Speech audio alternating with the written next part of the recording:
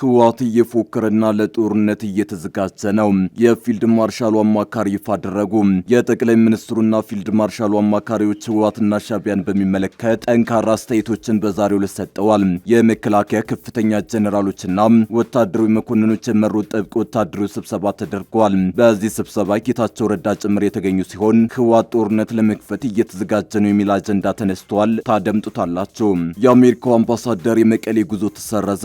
ኤርቪን ማሲንጋ በዛሬው ዕለት ወደ መቀሌ እንደሚጓዙ ሲጠበቅ የነበረ ቢሆንም ጉዟቸው በመጨረሻው ደቂቃ ተሰርዟል።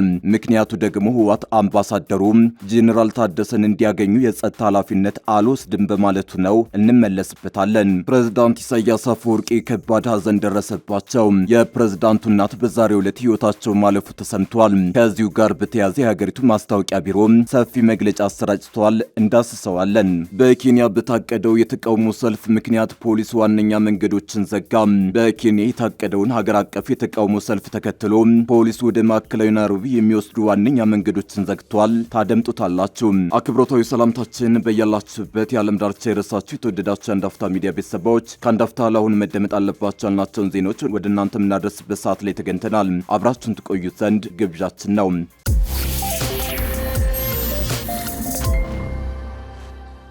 ህወሓት እየፎከረና ለጦርነት እየተዘጋጀ ነው። የፊልድ ማርሻሉ አማካሪ ይፋ አደረጉ። የጠቅላይ ሚኒስትሩና ፊልድ ማርሻሉ አማካሪዎች ህወሓትና ሻዕቢያን በሚመለከት ጠንካራ አስተያየቶችን በዛሬው ዕለት ሰጥተዋል። የመከላከያ ከፍተኛ ጀነራሎችና ወታደራዊ መኮንኖች የመሩት ጥብቅ ወታደራዊ ስብሰባ ተደርጓል። በዚህ ስብሰባ ጌታቸው ረዳ ጭምር የተገኙ ሲሆን ህወሓት ጦርነት ለመክፈት እየተዘጋጀ ነው የሚል አጀንዳ ተነስቷል። የመከላከያ ከፍተኛ አዛዦችና መኮንኖች ጥብቅ ስብሰባ ሲያደርጉ ውለዋል። ስብሰባው በህወሓትና አጋሮቹ የጦርነት ዝግጅት ላይ ያተኮረ ነው። በስብሰባው የታደሙት የጦር ኃይሎች ጠቅላይ ኤታማዦር ሹም ፊልድ ማርሻል ብርሃኑ ጁላ፣ ወታደራዊ አማካሪና የተኩስ አመራር ኃላፊ ጄኔራል አለምሸት ደግፌ ህወሓት ከውስጥ ኃይሎች ጋር በመቀናጀት ጦርነት ለመክፈት እየተዘጋጀ ነው ሲሉ ከሰዋል። ጄኔራሉ በዛሬው ዕለት እየተካሄደ ባለ አንድ መድረክ ላይ ባደረጉት ንግግር ህወሓት ለጦርነት እየተዘጋጀ እንደሚገኝና ለዚህም ለውስጥና ከውጭ ኃይሎች ጋር በቅንጅት እየሰራ ነው ብለዋል። ህወሓት አሁንም የትግራይን ወጣቶች ወደ አዲስ ጦርነት ለመማገድ ዝግጅት እያደረገ ነው ያሉት ጄኔራሉ በአሁኑ ወቅት በህዝብ ላይ የግዳጅ ወታደራዊ መልመላ እያካሄደ ይገኛል። ልክ 5 ዓመት በፊት ያደርገው እንደነበረው ሁሉ ዳግመኛ እየፎከረ ነው በማለት ገልጸዋል። የቀድሞው የጦርነት ጠባሳ ሳይበቃው አሁንም የትግራይን ወጣቶች ወደ ጦርነት ለመማገድ እየተዘጋጀ መሆኑን የከሰሱት ጄኔራል አለምሸት ለዚህ እኩይ ዓላማውም ከሀገር ውስጥና የውጭ ጸረ ሰላም ኃይሎች ጋር ችግር ለመፍጠር በዝግጅት ላይ ነው በማለት ወንጅለዋል። በዚህ ስብሰባ ላይ የተገኙት ሌላው ወታደራዊ መኮንን ጄኔራል ይመር መኮንን ከምን ጊዜውም በላይ እየተወሳሰበ የመጣው ዓለም አቀፋዊ የደህንነት ሁኔታ በርካታ ኢተገማች ችግሮችን እያስከተለ በመሆኑ ከዚህ ውስጥ የሀገራችንን ብሔራዊ ጥቅም ለማስጠበቅ ጠንካራ ተቋምና ሀገር መገንባት ያስፈልጋል ሲሉ ተደምጠዋል። አሁን ላይ እንደ ሀገር እያንዣበበ ያለውን የጦርነት ደመና ለመግፈፍና የኢትዮጵያን ብሔራዊ ጥቅሞች አስጠብቆ ለመቀጠል ውስጣዊ ችግሮቻችንን በመቅረፍ የውጭ ተጋላጭነታችን ላይ ማተኮር ይጠበቅብናል በማለት የመከላከያ ዋና ትኩረት ኤርትራ ላይ ያነጣጠረ ሊሆን እንደሚችል ፍንጭ ሰጠዋል። በስብሰባው የተገኙት ጌታቸው ረዳ በበኩላቸው ሻዕቢያ ኢትዮጵያን ለማፍረስ ዛሬም አበክሮ እየሰራ ነው ብለዋል። ሻዕቢያ ከፍጥረቱ ጀምሮ ኤርትራን ሀገር ያደረገው ኢትዮጵያን ለማዳከም ላይ ተመስርቶ እንደነበረ ጌታቸው ተናግረዋል። የኤርትራ ሀገርነት ኢትዮጵያን ከማዳከም ጋር የተያዘ መሆኑ በሚስጥር የሚያዝ ሳይሆን በአደባባይ የሚታወቅ ነው ያሉት አቶ ጌታቸው ኤርትራን ወደ ነጻነት እንቅስቃሴ ያስገቡ ኃይሎች ኢትዮጵያን ማዳከም የፈለጉ ኃይሎች መሆናቸውን አስታውሰዋል። ከመገንጠል በኋላ የኤርትራ የሀገርነት ህልውና ማረጋገጥ ሁሌም ኢትዮጵያን ከማዳከም ስሌት ጋር ተያይዞ የመጣ መሆኑን ጠቁመዋል። የኢሳያስ አፈወርቂ አገዛዝ አፍራሽ ኃይሎችን በማደራጀት መረጋጋት እንዳይኖር በመስራት ኢትዮጵያ ላይ የደህንነት ስጋት ሲደቅን መቆየቱ በተግባር መታየቱን ገልጸዋል። የሻዕቢያን የማዳከም ተልዕኮ ለመመከት ኢትዮጵያውያን በሀገር ውስጥ ያሉ ጉድለቶች ላይ አተኩረው መስራት ይጠበቅባቸዋል ብለዋል። የአሜሪካው አምባሳደር የመቀሌ ጉዞ ተሰረዘ። ኤርቪን ማሲንጋ በዛሬው ዕለት ወደ መቀሌ እንደሚጓዙ ሲጠበቅ የነበረ ቢሆንም ጉዟቸው በመጨረሻው ደቂቃ ተሰርዟል። ምክንያቱ ደግሞ ህወሓት አምባሳደሩ ጄኔራል ታደሰን እንዲያገኙ የጸጥታ ኃላፊነት አልወስድም በማለቱ ነው። በኢትዮጵያ የአሜሪካ አምባሳደር ኤርቪን ማሲንጋ በዛሬው ዕለት ወደ መቀሌ ሊያደርጉት የነበረው ጉዞ መሰረዙ ተሰማ። ህወሓት የጸጥታ ኃላፊነት አልወስድም በማለቱ መሰረዙ ታውቋል። በኤርቪን ማሲንጋ የሚመራው የአሜሪካ ዲፕሎማቶች ልዑክ ለዛሬ የነበረው የጉዞ መርሃ ግብር ወደ ነገ ዓርብ መዛወሩም ተነግሯል። የአምባሳደሩ የዛሬ ጉዞ የተሰረዘው ህወሓት የጸጥታ ኃላፊነት አልወስድም በማለቱ እንደሆነ ለጉዳዩ ቅርበት ያላቸው ምንጮች ገልጸዋል። እነዚህ የቅርብ ምንጮች እንደሚሉት የደብረ ጽዮን ቡድን አምባሳደሩ ከጄኔራል ታደሰ ጋር ለመገናኘት የያዘውን መርሃ ግብር የጸጥታ ኃላፊነት አንወስድም በሚል ምክንያት አልተቀበላቸውም ይላሉ። ይህ የተደረገበት ዋናው ምክንያት ደግሞ አምባሳደሩ ከጄኔራል ታደሰ ጋር ከተገናኘ የቅቡልነት ጥያቄ እንዳይነሳ ለማድረግ ያለመ ነው ተብሏል። ባለፈው ሳምንት የአሜሪካ መንግስት አክራሪ ባለቻቸው የህወሓት አመራሮችና ቤተሰቦቻቸው ላይ የቪዛ አቀባ መጣሉ የሚታወስ ሲሆን ይህ ማዕቀብ ህወሓትን ክፉኛ ያበሳጨ ነበር። ይህ የቪዛ ክልከላ ውሳኔ ኢላማ የሚያደርገው በትግራይ ያለው ቀውስ ለመፍታት የሚደረገውን ጥረት በሚያደናቅፉ ተጠያቂ የሚሆኑና ተባባሪዎቻቸውን መሆኑን የአሜሪካ ውጭ ጉዳይ መስሪያ ቤት በወቅቱ አመላክቶ ነበር። በትግራይ ለ2 ዓመታት ደም አፋሳሽ ጦርነት ከተካሄደ በኋላ በፌዴራል መንግስቱና በህወሓት መካከል ጦርነቱን የሚያበቃ ስምምነት ደቡብ አፍሪካ ውስጥ መደረሱ ይታወሳል። በስምምነቱ መሰረት በትግራይ ጊዜያዊ አስተዳደር ተመስርቶ ለ2 ዓመታት ከቆየ በኋላ ህጋዊ ዕውቅና የተሰረዘበት ህወሓት ለጦርነት ምክንያት ከሆኑት መካከል አንዱ በሆነው የተናጠል ምርጫ ተመስርቶ እንዲፈርስ የተደረገውን የክልሉን ምክር ቤት በመመለስ ስልጣን ይዟል።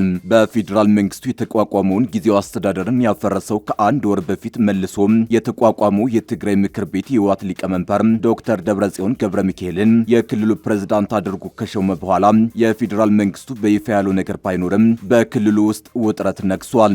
በዚህም የተነሳ በክልሉ ሌላ ዙር ግጭት ሊቀሰቀስ ይችላል በሚል ስጋት የተፈጠረ ሲሆን የግዳጅ ወታደራዊ ምልመላ እየተካሄደ መሆኑን ነዋሪዎች፣ የፖለቲካ ፓርቲዎችና የመብት ድርጅቶች በመግለጫቸው እየተቃወሙ ነው።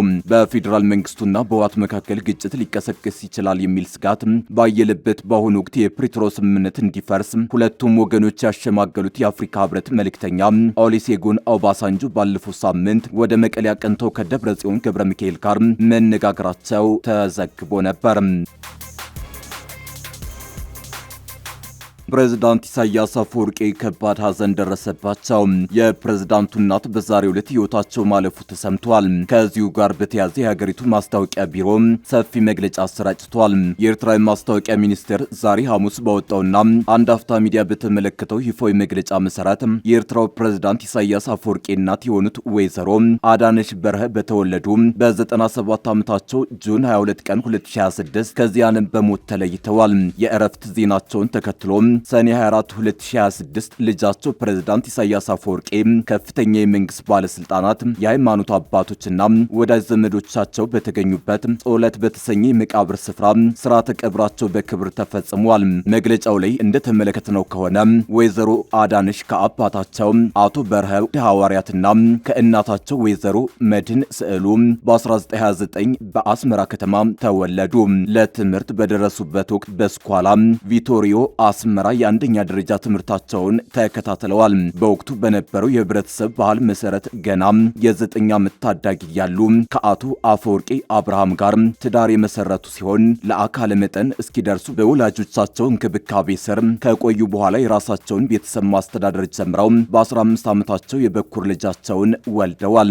በ42 ዓመታት የትዳር ዘመናቸው 14 ልጆችን ያፈሩት ወይዘሮ አዳነች 9ኙን ልጃቸውን ለኤርትራ የነጻነት ትግል አበርክተዋል። ከእነዚህም መካከል ሁለቱ በትግል ህይወታቸውን ያጡ ሲሆን አንደኛው ደግሞ በ1966 በ20 ዓመቱ የዩኒቨርሲቲ ትምህርቱን አቋርጦ ትግሉን የተቀላቀለውና በኋላም የሀገሪቱ ፕሬዝዳንት የሆነው ኢሳያስ አፈወርቂ ነው።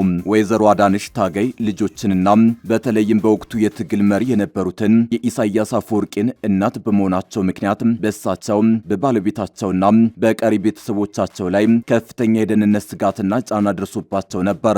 በነበረው አስጨናቂ የፖለቲካ የፖለቲካ ድባብ ምክንያት በአስመራ ከተማ መኖር ባለመቻላቸው በ1978 ስትራቴጂካዊ ማፈግፈግ በተደረገበት ወቅት በበረሃ አቋርጠው ጥቂት ልጆቻቸውንና የልጅ ልጆቻቸውን ይዘው ወደ አሜሪካ ተሰደዋል። ኤርትራ ነጻነቷን ከተቀዳጀች በኋላ ወደ ሀገራቸው የተመለሱት ወይዘሮ አዳነሽ በ1993 ባለቤታቸው አቶ አፈወርቂ አብርሃም ከዚህ ዓለም በሞት ቢለዩባቸውም ቀሪውን የህይወት ዘመናቸውን በልጆቻቸውና የልጅ ልጆቻቸው ተከበው አሳልፈዋል። መግለጫው በማከልም ለቤተሰቦቻቸውና ለወዳጆቻቸው መጽናናትን ተመኝቷል። በኬንያ በታቀደው የተቃውሞ ሰልፍ ምክንያት ፖሊስ ዋነኛ መንገዶችን ዘጋ።